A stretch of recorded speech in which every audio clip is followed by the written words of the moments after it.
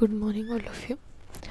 Today we are going to read the next chapter of your English reader, that is the Sadako story.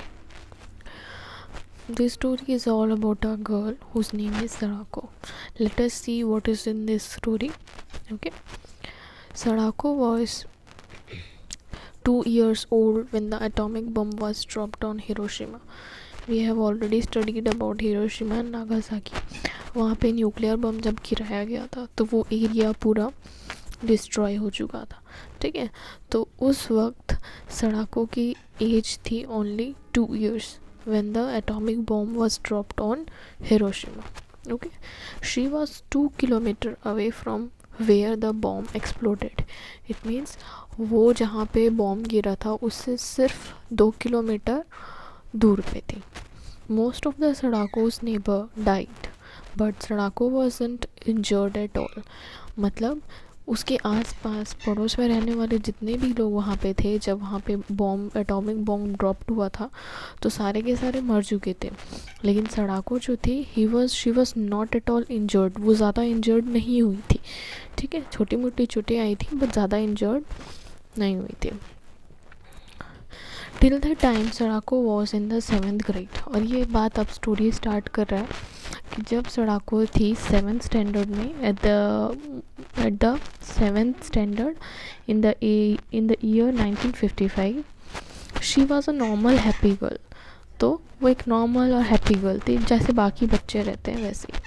However, one day after an important relay race that she helped her team when she felt extremely tired and dizzy. एक दिन क्या होता है, एक उसके school वगैरह में relay race organise की गई होती है जिसमें उसकी मदद से या उसकी वजह से उसकी टीम जीती थी.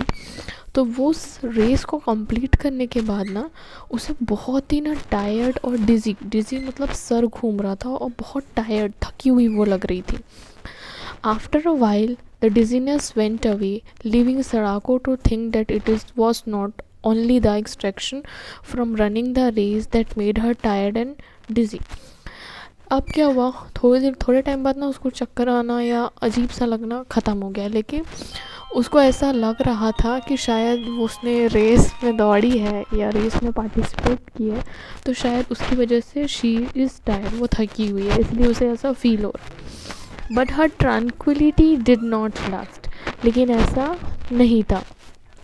Soon after first encounter with extreme fatigue and dizziness, she experienced more incident of the same.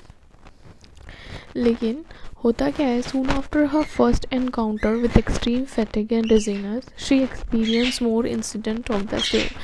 It means when she has done her first meeting या first encounter, after that she is feeling very fatigue and dizziness.